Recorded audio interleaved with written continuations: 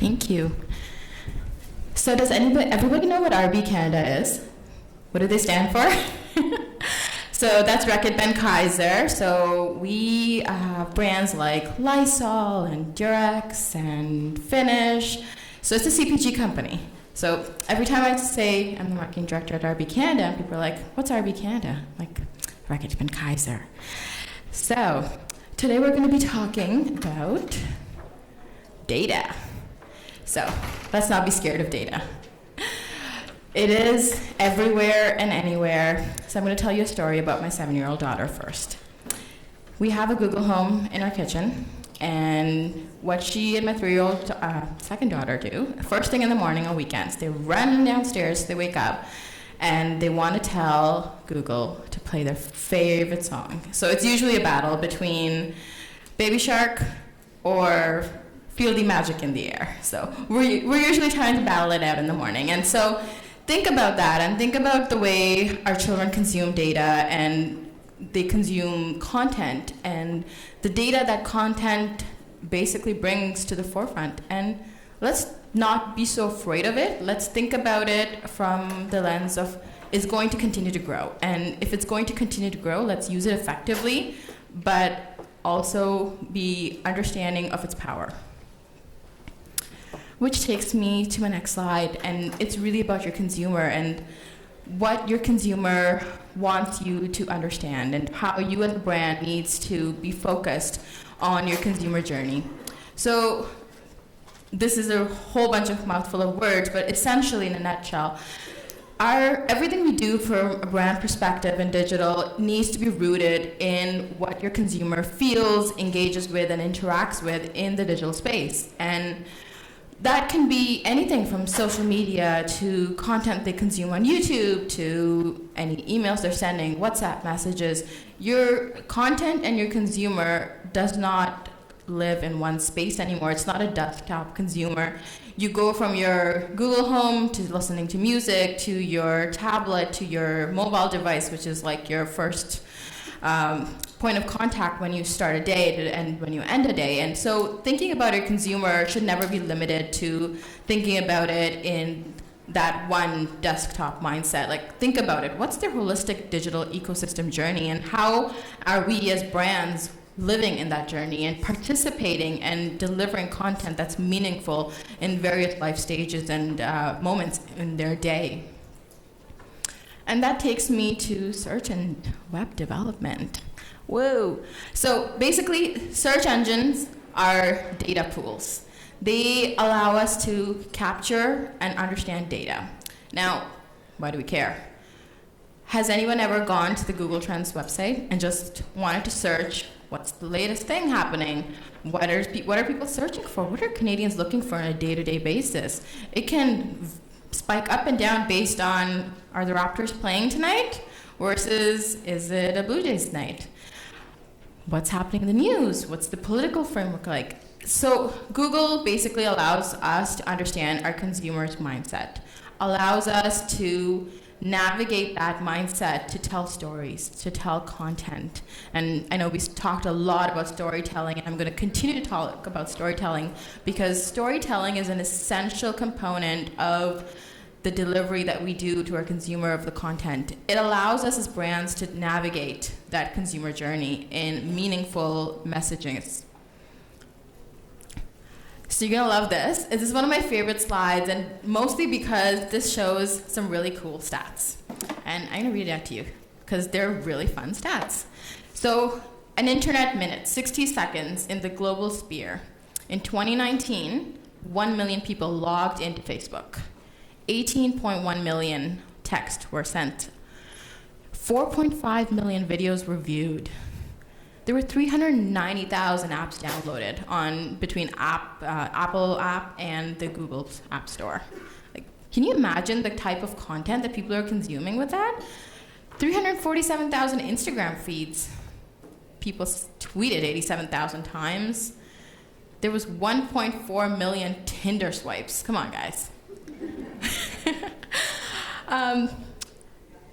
From a shopping perspective, there's 996,000, just under $1 million spent in e-com every minute of the day. Like, the potential to capture audiences and grow that, and this is continuing to evolve every day and every year. Like, sometimes I wonder why we make these in sort of 2018 versus 2019. It should be like, what's the difference between January of 2018 versus February of 2018, because of the constant influx. There's 180 smart speakers shipped between Amazon and Echo and Google Home with every minute of a day. So think about what that means from a voice activation potential. It's exponential.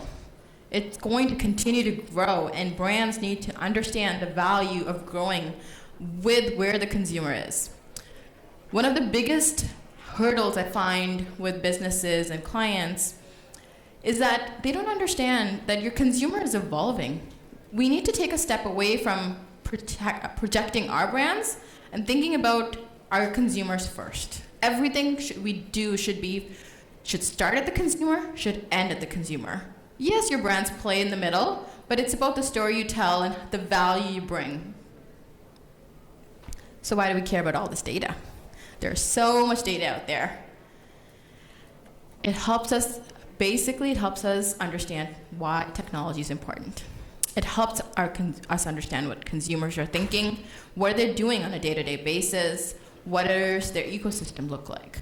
Are they waking up, and what time do they wake up in a day?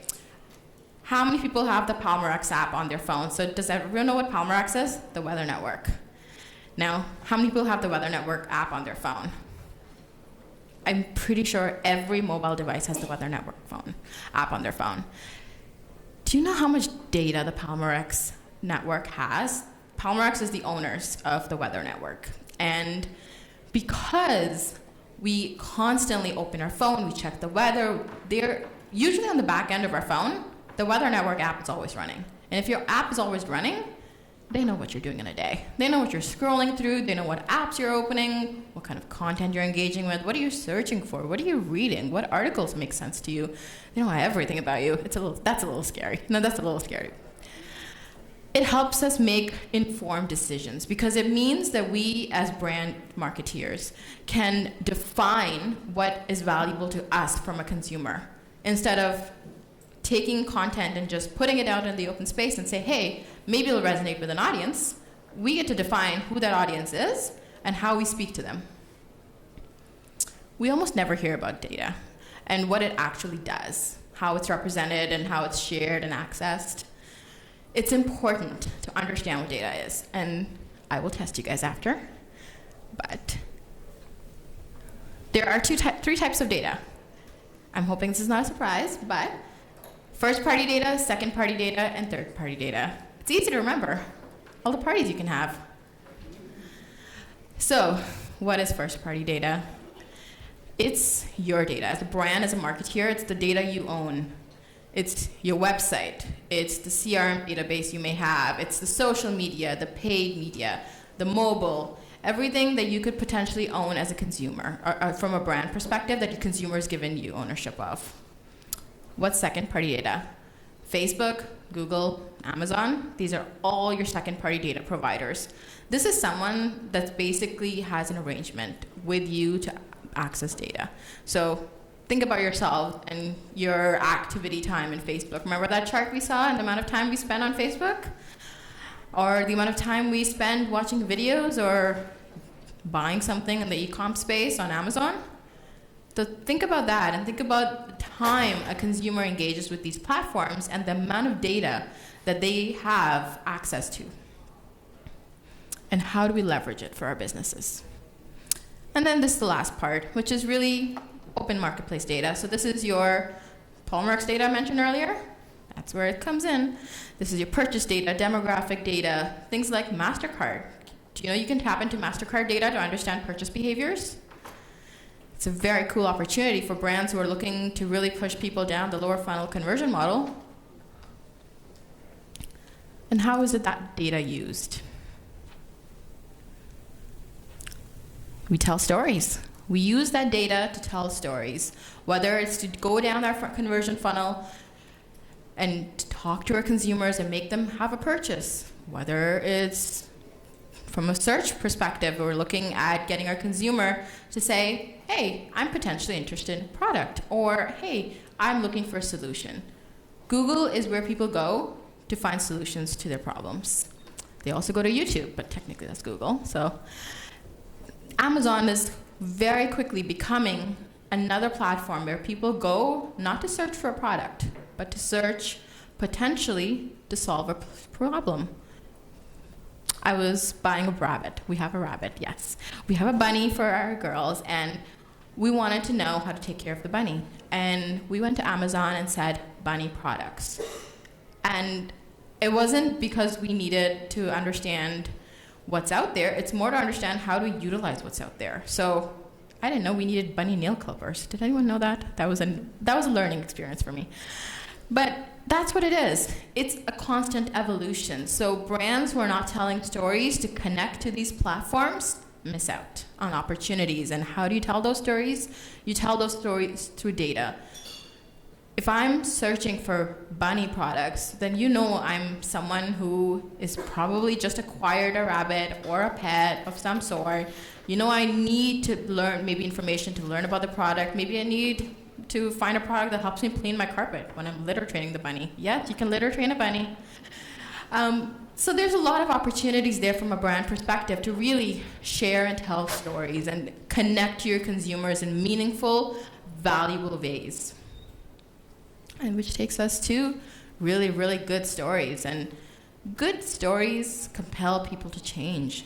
They change perceptions. They change the values. They change behaviors. Now, not every brand can do that, but every brand can bring value to you as a consumer. They can understand what your need state is and help bring value to that need state. So stories are meant to be emotional connections between you and a brand. And so if you build a brand connection, so I think there was a Canadian Tire spot showed earlier, and that built meaningful connections. It compelled you into the brand. It wasn't about, hey, go buy something at Canadian Tire, but it was about what is the brand showcasing as value to the consumer?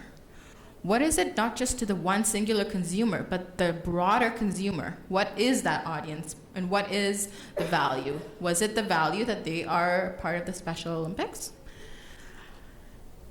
Change the way they think. Really, stories need to hold and pike interest. And how do you basically hold and pike interest? They have to be compelling. There's basically three ways about it. You can be emotional, it could be tragic, it could be funny. Those are really the three ways you're going to retain someone's information, someone to retain your brand information. And you need to be telling something that has a message that's relevant. And finally, stories cause us to take action. So stories that make us change a behavior, change a perception. One of my favorite spots is the IKEA home commercial. How familiar are you guys with the IKEA home commercial? Comfortable homes, loving your homes, you know? Every time we see a spot now with the concept of home is your place to go, it makes me think of IKEA. It may not even be an IKEA ad anymore, but that's where my mind goes right away. They've built the branding around IKEA being a partner of your lifestyle, of helping you live in a home that's comfortable, that's relevant to your lifestyle. It's not about one singular consumer, but it's about making sure that it caters to the broader audience. And that's compelling storytelling. Now, storytelling is great. It's phenomenal, and this is a crazy chart, I know, but really, telling stories in relevant environments is even more important. And that's where data comes in from a media perspective. Okay, you made this amazing creative, and you basically want to tell a story to your consumer. How do you find this consumer? Where does this consumer exist? And things like data management platforms, we call them DMPs for short, and there's numerous ones out there. They help you tell those stories to relevant consumers. So there's many partners for DMPs. You can think about Adobe's and Google, you've got Oracle, you've got Crocs, you've got lots of partners you could potentially partner with. But in the end of the day, it's not about the partner, it's about what are they offering your brands, your consumers, and what are they willing to offer to help you deliver the message correctly. So in the end of the day, you can use all the media channels you have to tell stories in relevant environments. You don't buy, okay, I'm gonna buy the Globe and Mail because my consumer is interested in news. No, you're gonna go in, you're gonna look for the audience through this data management platform, and then you're going to purchase that audience. You're gonna buy audiences based on numerous behaviors. They like to read newspapers online. They potentially purchase products. They may be a competition. Maybe it's a brand that's looking to conquest. Maybe you can go and say, oh, I know this brand has searched for my competition's product. Maybe you want a conquest. I'm going to give them an offer that is so amazing that they can take that offer in store and redeem it. There's potential to tell stories in every environment, but it's about telling the stories in the most relevant environments. So capturing your audiences in relevancy. Finally, are you creating meaningful connections? So you've created this awesome messaging strategy. You told a story, but did you build a connection? Was there an actual connection that was created between you, a brand, and you and a consumer? I am going to show you a video. This is one of my favorites. And is there anyone from Google in the room? I gotta ask, because they're going to be like, okay. So this is a 2015 video, and it was created, it was one of the first videos created using Google Insights. So I'm going to let you watch the video first, and I'm going to tell you. Sorry.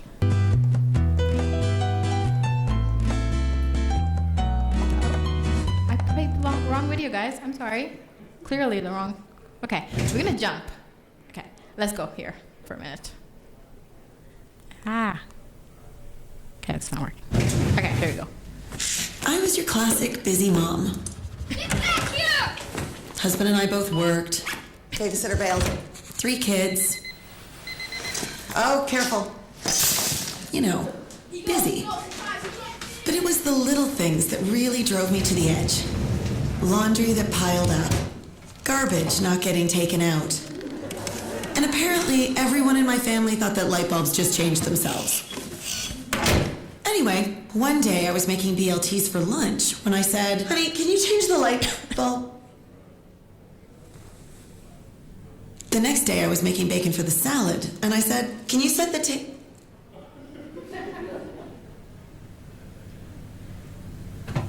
it was like, oh.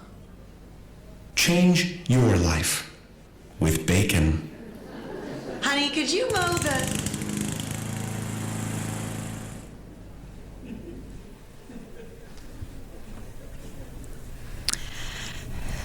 So the story behind this creative is quite interesting. Did you know it never aired on TV in its first year? It was created with Google in partnership, and they used all the data accessible to Google to even build the creative. So, you know, traditionally you go to a creative agency and you say, hey, we've got this brand idea and concept, and we want you to essentially come back with something that's relevant for our consumers. That wasn't the case. Here they said, hey Google, let's partner with us and our creative agency and share insights, share learnings. Tell us about this core consumer that we have. So obviously, the primary consumer was moms. They've got a busy lifestyle, they're working moms, they've got lots of things they have to do on their plate, and they've got lots of things that have to happen in their home. So how do we make this? Remember I mentioned there's 3 ways to tell stories? Humor, something that is emotional or tragic. They went with humor here. They went with something quirky, relatable, something that shows the consumer that the brand understands them. They understands them, they values them. And they created, I think there were 4 spots, if I remember exactly. And what they did was they basically aired these spots on YouTube, one after another, and for the first year, no television, just YouTube, to understand which resonated best with their consumer. So remember, a few things. They didn't just go to their creative agency and say, hey, can you make us a creative spot? No. They used Google. They said partner with Google, partner with a partner that has insights and learnings. They have data to substantiate what we're saying. And then they said, use those learnings and data as the foundation of the strategy. And then they said, let's not use traditional media. Since we're grounding all the work in fundamentally digital data, let's test that learning on digital. And so they ran it on YouTube for a full year. And they understood which was the campaign piece that resonated best with their consumers. And then they took it in the following year, and the spot you just saw resonated best with consumers because of the learnings they garnered. They ran that on television. Now, can you imagine the effectiveness that had on their campaign and also their brand and people retaining that information? They've already served it. They've already understood what makes sense. It's like a big focus group, except in real life. Instead of going out and saying, hey, here's some framework of our concepts. Do you think they work? This is real-time testing. The opportunity is exponential in that kind of testing environment and saying, okay, let's see what's possible and the potential that exists. Now I'm going to backtrack on the video that I did skip because I didn't realize that I was talking about the wrong video. Let's see if we can, okay, let's see if this will work for me now. Okay, so now this is the second piece of video. So the first one I showed you was obviously something that was direct to consumers. It was a different piece, and you can really enable humor in that, and you can talk to them. Now this piece is really about talking to businesses directly. And I'm going to show it to you first, and then I'm going to talk about it.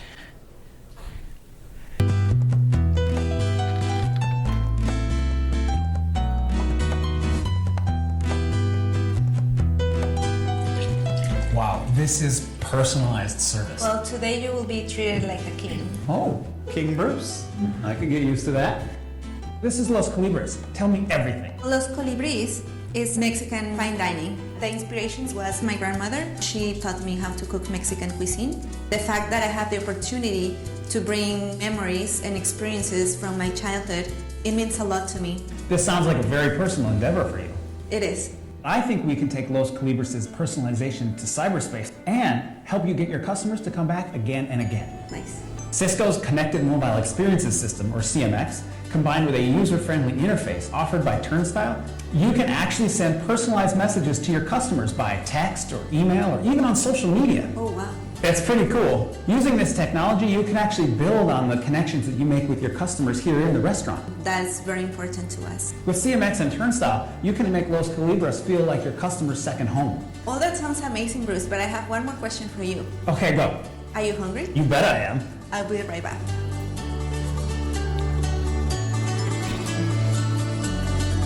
Oh, what is this? This is a fine dining taco, Bruce.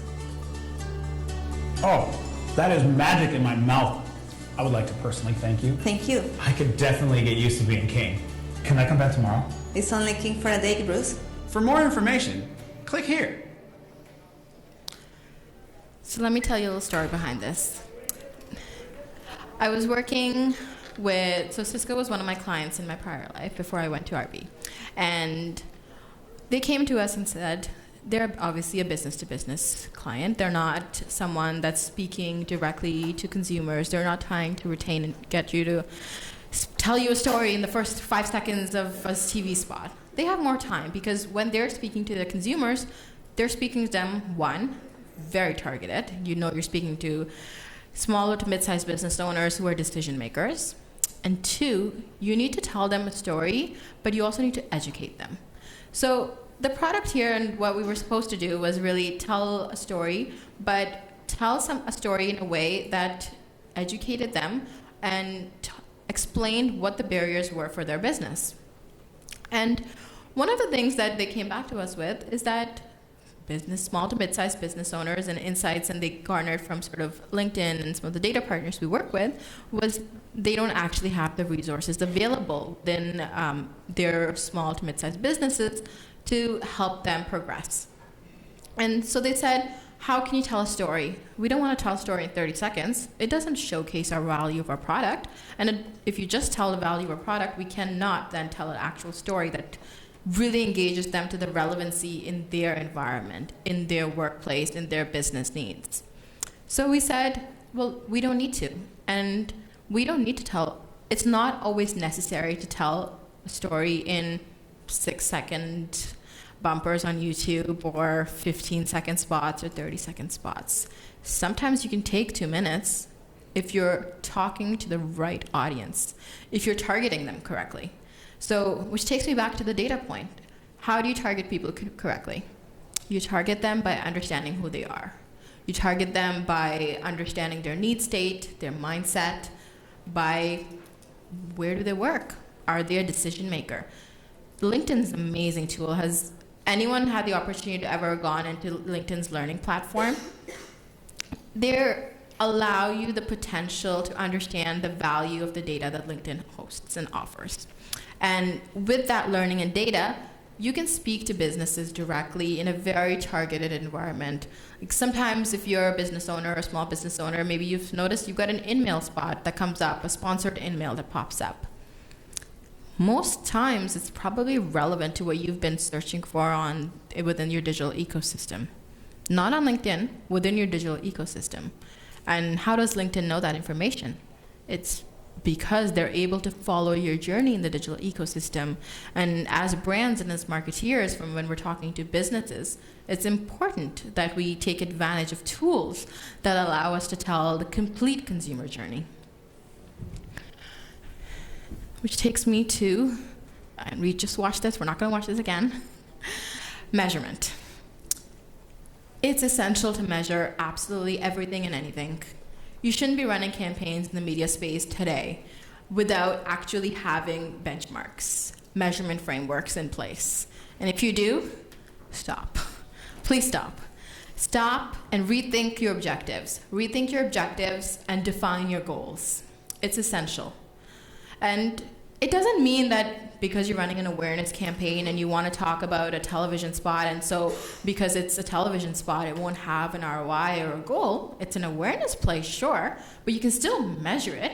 You can measure it against trust, value, loyalty, brand affinity. There's ways to measure brand health using what is a campaign. Similarly, if you're running in a digital space, there's potential to talk about reach frequency. What is your reach? What's your frequency? Are you actually getting in touch with your consumer in the right environment? Similarly, the time spent and engagement. So engagement's a big deal, and oftentimes we say, okay, why is engagement important? What does engagement really even mean? Someone could be passing through your spot on Facebook and be like, oh, that looks cool. And they watch the first 5 seconds. Is that really an engaged consumer, though? Not really. They're not really engaged. They just said, oh, that looks interesting, and then they moved on. If you serve them up an ad that follows down the funnel of conversion, will they really engage with that content? If not, then they're probably not an engaged consumer. So think about what that means for your business, for your brand needs, and define those triggers, define those needs. And then finally, conversion. It's important to make sure that you're converting. How are we doing on time? So, what are the 3 main takeaways today? Use data to understand your consumers. Know that it's important that data can help define who your audience is. We're no longer in a place where creating a bubbled persona, where we say, Anna likes to go shopping. That's not a persona anymore. This is not a person you can speak to or target. Think about them and think about who they are as a person. Think about their digital ecosystem and use those learnings to filter throughout your marketing brand approach.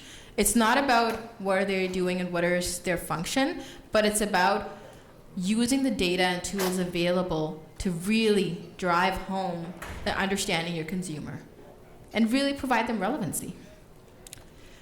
Create a meaningful connection through relevancy. So be relevant, be in the right environment.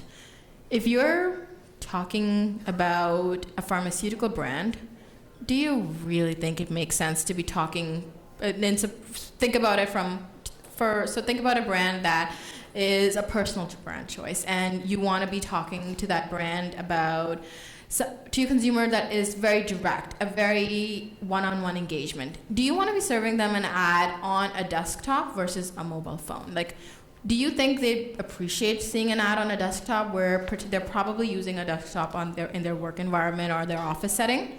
Or would you probably make more relevancy to them on a mobile device, maybe later in the evening?